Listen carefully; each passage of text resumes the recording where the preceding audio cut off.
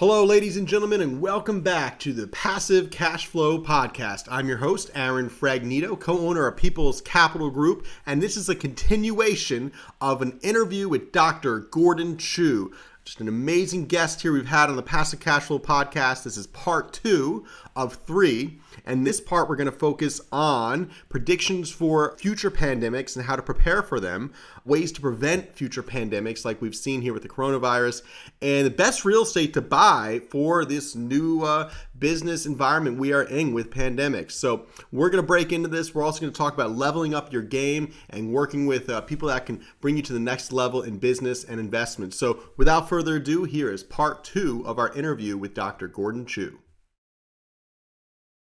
Now, I've also mentioned, because you mentioned technology, in my other interviews, I mentioned about how in 2016, we were drilling in the North and South Pole.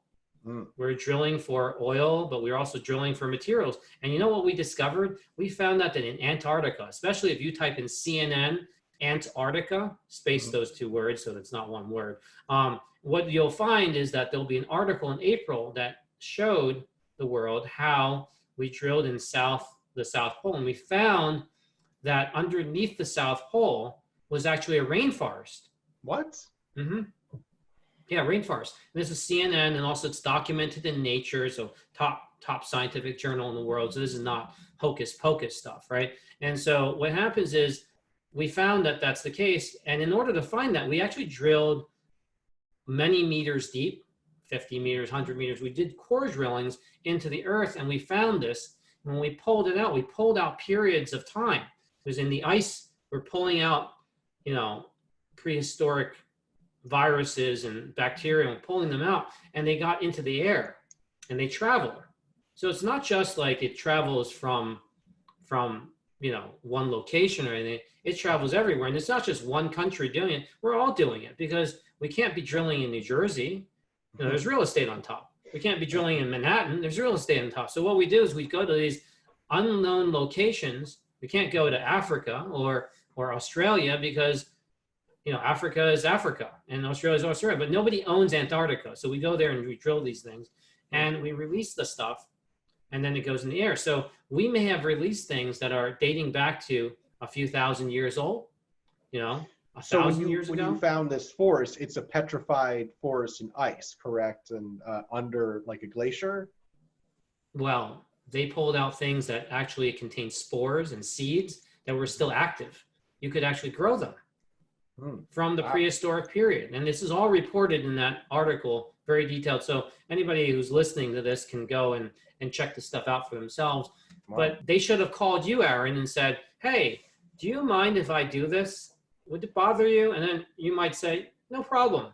We'll just put it to a vote. You can go do whatever you drill. Now that you understand this, though, and what it did to your life, you might have a second opinion on this, saying, I really don't think anybody should be drilling down there without a virologist and going there with them.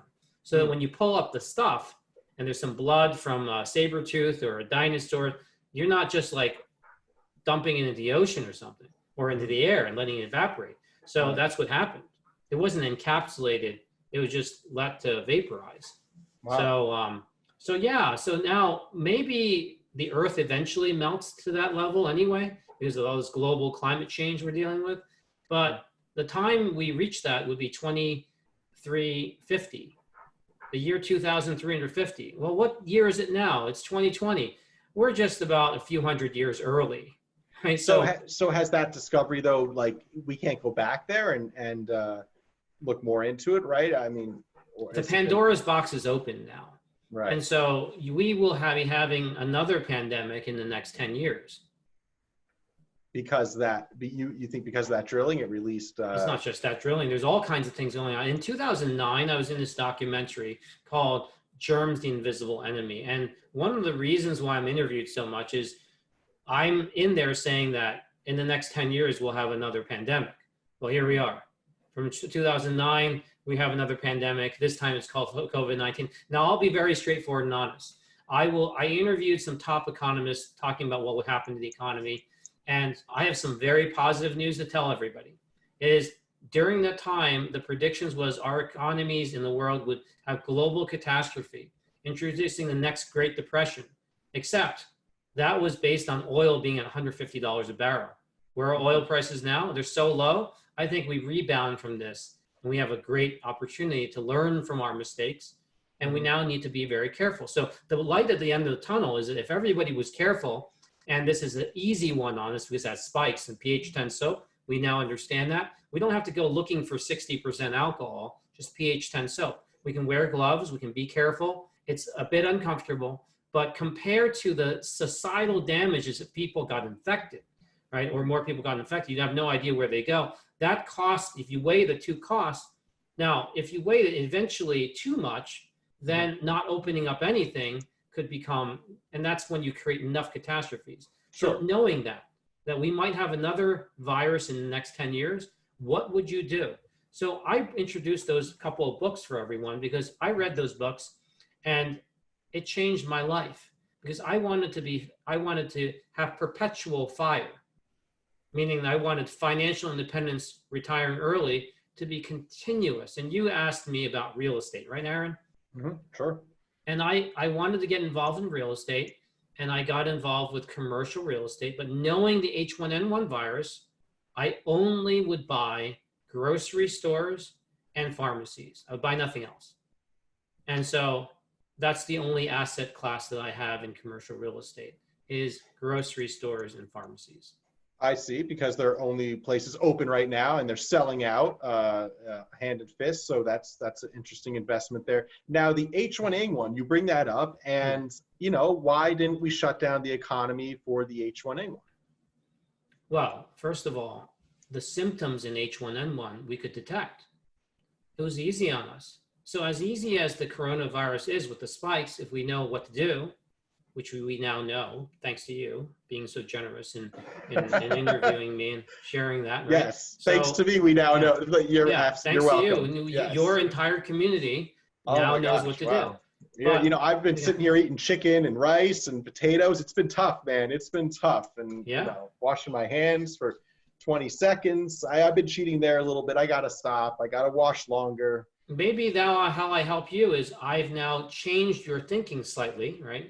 It's just a slight change, nothing severe, right? And then, you know, you asked the question about H1N1. We could take a gun that measures people's foreheads, and we could tell, are you going to infect someone? And if your temperature was up, we could put you in the thing. This coronavirus has no symptoms.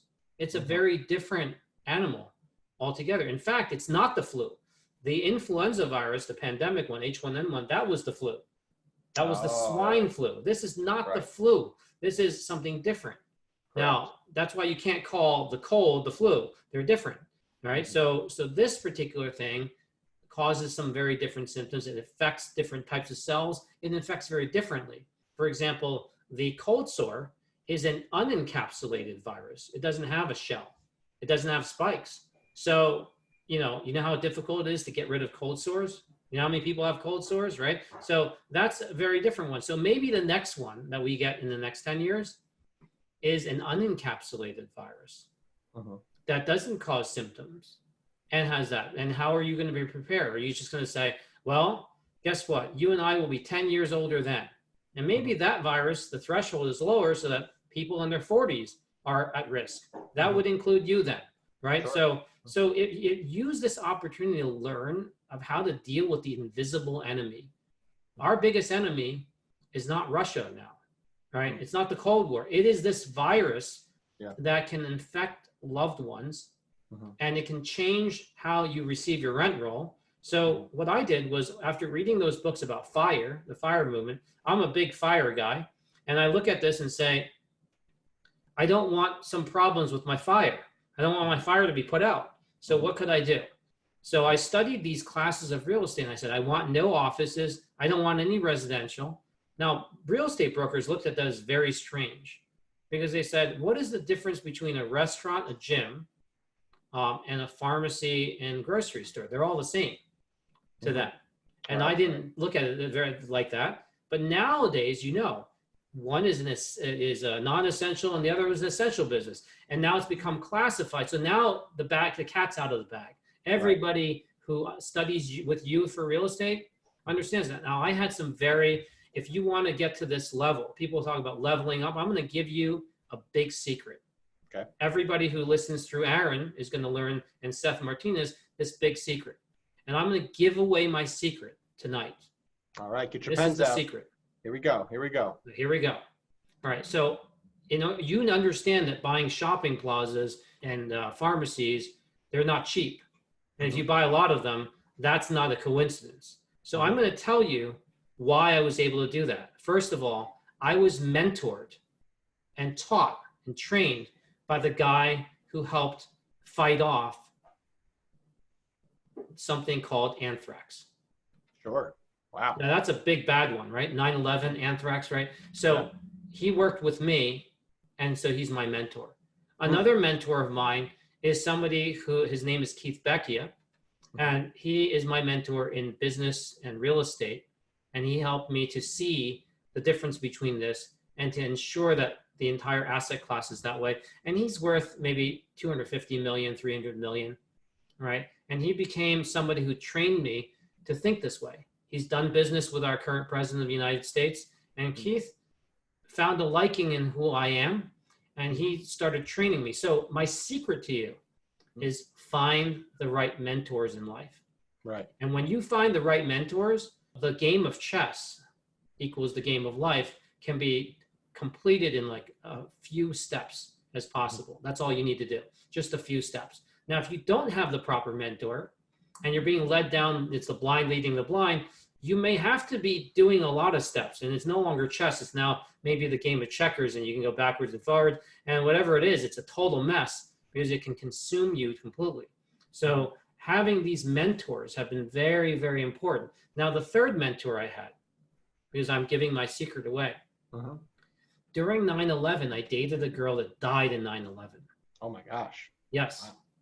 And I was an MD, PhD candidate, which means I was paid a salary to go to medical school, paid to go. And at that moment when she left, it wasn't like, this was such a perfect relationship and we were married and having children. It was just in a dating relationship, but the effect was so large that I had a taste of what it meant to be depressed. All right. And I was lost in the subway for 6 hours. Wow. Yeah. I couldn't get up. Wow. And I couldn't continue. And then my mentor, Professor Michael Cox, he and Professor Larry Reed, these two particular mentors, and one was in the business world. So I went in with an MD for dermatology, and I went in with a PhD for cellular signaling, how cells talk to one another, complicated stuff. And then out came with Professor Michael Cox, which is a doctorate in business administration. And he told me to do one thing, is make sure you work on things that are not in existence at all. Only work on projects that nobody's heard of. Interesting. Well, what does that mean? That means patenting. That means inventing. So you only get a patent granted in your name, and you can only file patents that you can't find in books. You're not, this is new knowledge, novel. Right. Work on that. And your goal, this is what Michael said to me, your goal is to make them popular while you're working on them. If you can take something that nobody cares about, and while you're working on them, become the hottest stuff on, since sliced bread. If you could do that, then you will make money. You'll definitely make money. This is what he said. It's as simple as that. Now, this particular individual is no longer on Earth. He died from brain cancer. And he told me that I need to go to Bridgeport to study natural medicine. Now, I already had my skincare, and I was already a consultant in the skincare business, in the skincare world. As you know, I was Demi Moore's spokesdoctor back in Hong Kong. And so him telling me to go in that direction made me unique. It made me so unique that I could then discover things that were different. So here's a dying man that told me to go to Connecticut because I could leave that location that burdened me and I could heal myself and let time pass. Now, the other person that saved my life, Professor Larry Reed, he was my undergraduate professor, and we stayed in contact. So that by the time I went to medical school, we had been friends for over 10 years now. Nowadays, we've been friends for 25 years. And he told me that when bad things happen to you, it's actually a silver lining. It creates purpose in your life. Sure. It changes direction. And the third person that saved me was Professor Millie Dresselhaus. And it wasn't during 9/11. I would end up meeting her in 2014. I'm sorry, 2011. Okay. She won the Freedom of Medal from former President Obama in 2014. That's the highest medal that you can receive in the entire country, the United States. And she helped me with my work in graphene. And she inspired me to go further, to create those exoskeletons, to create the new materials at Rutgers that can combine graphene with plastics. She inspired me to do that. So those individuals, Mildred Dresselhaus was the first female tenured professor at MIT. And she is no longer on Earth now. After receiving her award from former President Obama in 2014, she would die on February 20th, 2017, 3 years later. Wow. And so she told me, she's a super scientist. And at that time, I was having my children. And in 2016, I had my second daughter. And she told me to go do things that would be beneficial for my family. Focus on your family. Sell out everything else. Focus on your family. The time will come. And Keith Becky, I mentioned, he's the one that then brought me into business and showed me these business tactics and the various things. And through the universe of all those mentors combined, it changed my thinking. And that is what, if you have family first, my daughters helped me get into real estate because they made me want to spend time with them. Obviously, they're your children. Sure. But the how to spend time with someone meant that if I'm going to buy an asset class, it better be well thought out, unless I have someone like you looking at it 24/7. Now, that's a little plug for you. So anybody who wants to subscribe, right? So here's the thing is that there's risk in relying on Aaron and Seth, right? Because if you don't find an Aaron and Seth and you find somebody who's not, right, there could be risk. That's why you should all call Seth and Aaron, right? So that's the thing. But how often do you have someone so determined on taking care of their customers? Now, you just said something, you might have to edit it out, I don't know, but don't, it's nice and fun. It's like, because it's honest, right? Tonight, and I'm a Christian man, and I pray that because you have so many people who are relying on you to bring them to not just 1 year of return, but I'm talking about a lifetime of return, constant winnings, compounded winnings of 15% every year, right? Every year. Yeah, let's get it. Let's get it. Heck yeah. So if you got sick, right? Or if you were dysfunctional for 1 year, if you were like Millie, where you're gone now, I miss Millie. Yeah. She changed my life. She helped me get to where I am, 31 patents. If you interviewed me 2 weeks ago, it would be 28, but now I have 31. Oh, congratulations. And it goes up, right? So, it's like, and Keith, you know what happened with him? After showing me all the real estate stuff, he decided to put money and invest in me. And in my 31st patent, he's one of the investors. Great. And so here's a $300 million guy investing in little me, right? So when I think about life, how are you supposed to know that you're not going to turn into the next Warren Buffett, right? We might be actually dealing with the next Warren Buffett. His name is Aaron. So, right? So, man, Dr. Gordon Chiu, I think we'd make a good team here. We should do like a that show. Yeah, I think so. Yeah, well, I'm going to tell you something is if you got sick, I would be very disappointed in you. So you make sure that you don't eat those Pringle chips with your gloves on without them being labeled. Now, once you label them with virus, now I want to challenge you to eat those Pringle chips with the word virus on there. You might be totally reminded, I can't do that to my investors because I need to secure, what I wish for you is I hope you have 1 million investors following you within the next 10 years because you're that good, right? If you could do 15% compounded every year and you start eating healthy and you start being healthy because you don't just live for yourself, you live for them because they rely on you. I really do. Yeah, there's a lot of pressure in this business, It gets you going. You're one of the few good guys that want to do it right? You don't. I've heard you many times. You want to make money for people. You don't want to take their money. No, absolutely. And even the times we've had investments that rarely didn't work out, we've always made good to our investors. We've always made sure that our investors hit those marks. Well, you have a secret yeah. weapon that I know about. You know, I know about your secret weapon. What's that? Do you know about what I know about you? Well, what do you know about me? Let me see. I know your wife, right? I know you have a wife, right? Oh yeah, Diana. But I never met your wife. But I know about your secret weapon. I'm going to tell everybody about your secret weapon. Are you okay with that? Yeah, let them hear it, man. That's what it's all about. Your secret weapon is that in your life, you have a special person who you met that allows you to secure these returns for other people. And that person's name is Seth Martinez. You've mentioned him in your talks, right? And how come I know about that? Because I actually have a special approach to many things I do in life, which is I make sure that I understand what it is that makes you work well. And when you have an operator like Seth, because you go there and you do the talks, you do the podcast, but you know, without him looking at the operations, well, how is that going to work? So when I look at your dynamic, you alone will not make this work. And this is why this team that you have is so important, is that it's the 1-2 combination. Yeah, right? yeah. 100%. If you're Batman, he's Robin, right? That kind of thing. Sure. You know who I am? I'm not Batman and I'm not Robin. So I'm Alfred. I'm the guy who comes up with the suit for Batman. So I just like stay in my range, right? I work on scientific projects. Nobody should be calling my number.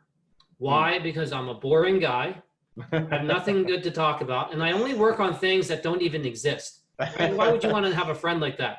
Oh, man, your story is awesome. Come on. This is one of the most interesting podcasts I've done. This is a Joe Rogan level podcast right here. You think so? I know so. Absolutely. Oh, wow. Thank you for those compliments. We'll try to make it good. We'll try to make it good. In fact, I'll call up Joe Rogan. I'll say, hey, I got a great guest for you, Joe. All right. We'll get you on there. Yeah. Let's see what we can do. Here in the podcast world, we all know Joe Rogan. That's how it works. Well, if you can do me one favor, Aaron, I only have one wish, which is I hope that the people who are listening to this talk, if they have any children who are scientists to be, do not rely on their curiosity to carry them for 10 years after college. See, college is already 4 years. 10 years after college, that's 14 total years since high school. I don't know very many people wanting to leave their curiosity to creating scientists based on that. That's a lot of risk.